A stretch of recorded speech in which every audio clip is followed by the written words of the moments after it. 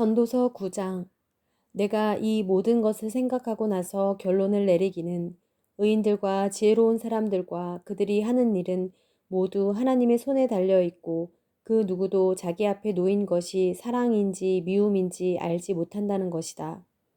모든 사람 앞에 놓인 운명은 다 같다.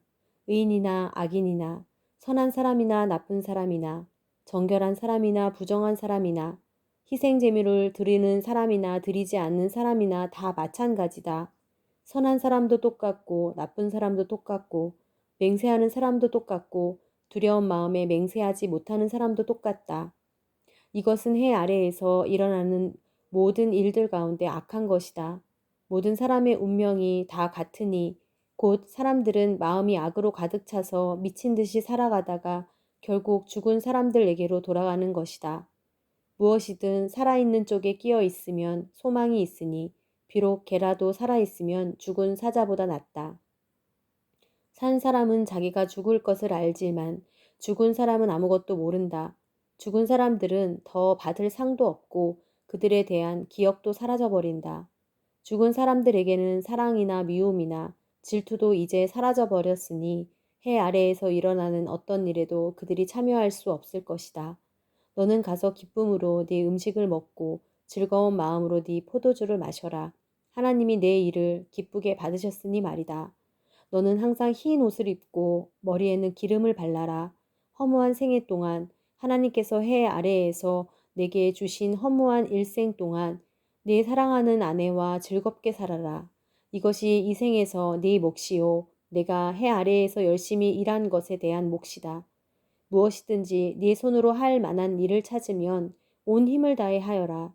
네가 가게 될 무덤 속에는 일도 계획도 지식도 지혜도 없기 때문이다. 내가 해 아래에서 또 다른 것을 보았는데 발 빠르다고 경주에서 이기는 것이 아니고 강하다고 전쟁에서 승리하는 것도 아니며 지혜롭다고 먹을 것이 생기지 않고 총명하다고 재물이 생기지 않으며 배웠다고 총애를 받는 것도 아니다. 오직 그들 모두에게 때와 기회가 있을 뿐이다. 게다가 사람은 자기 때가 언제인지 모른다. 촘촘한 그물에 물고기가 걸리는 것처럼 올무에 새가 걸리는 것처럼 재앙이 갑자기 닥치면 사람들은 덫에 걸리는 것이다. 내가 또 해 아래에서 이런 지혜를 보았는데 참 놀라웠다. 사람이 조금밖에 살지 않는 작은 성이 있었다. 그런데 아주 대단한 왕이 대적해 와서 그 성을 둘러싸고 공격 태세를 갖추었다. 그 성에는 가난하지만 지혜로운 사람이 살고 있었는데 그가 자신의 지혜로 성을 구해냈다. 그러나 아무도 그 가난한 사람을 기억하지 않았다.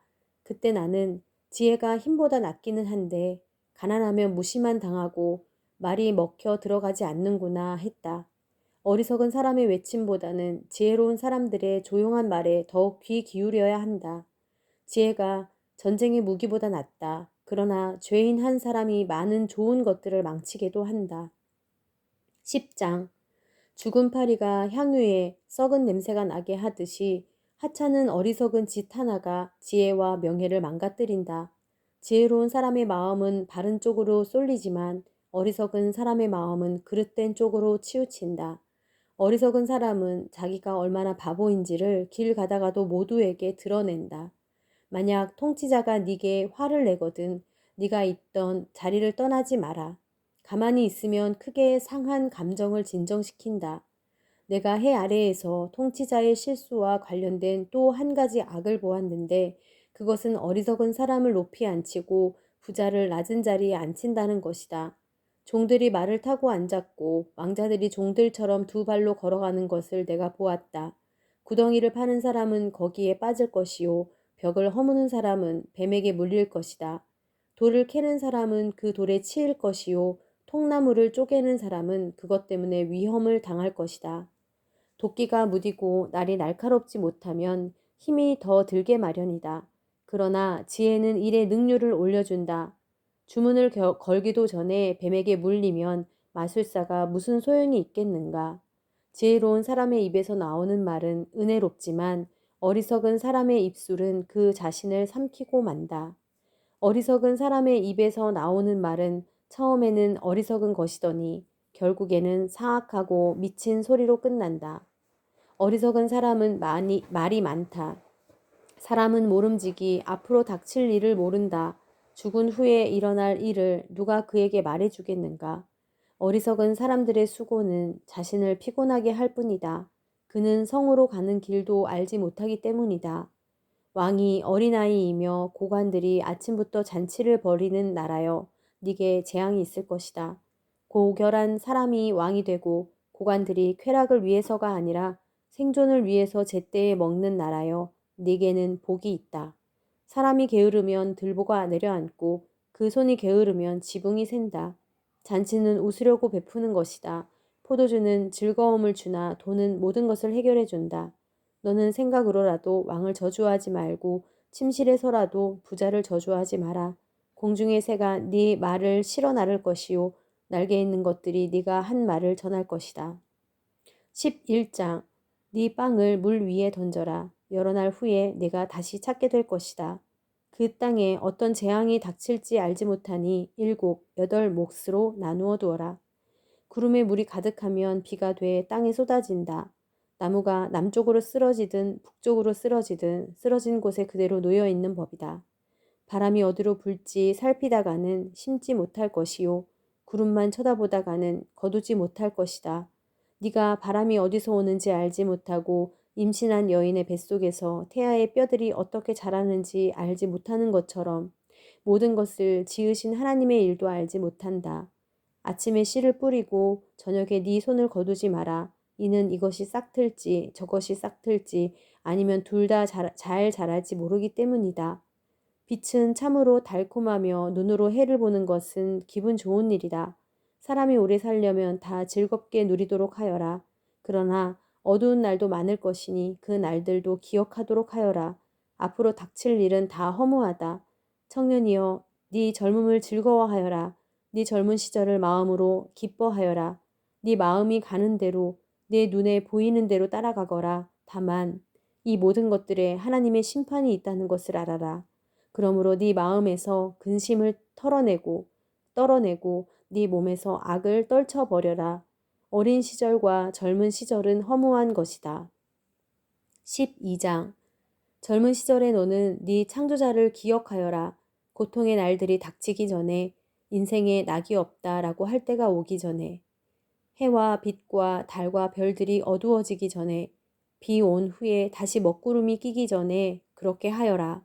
그때가 되면 집 지키다가 손이 떨리고 다리에 힘이 빠져 엎어지고 이가 몇 개 안 남아 씹지 못하고 눈이 침침해져 창문 밖으로 보이는 게 없어진다. 또 거리로 나가는 문들이 닫히고 곡식 가는 소리가 어렴풋해지고 새의 소리에 일어나며 노래하는 모든 딸들이 조용하게 될 것이다.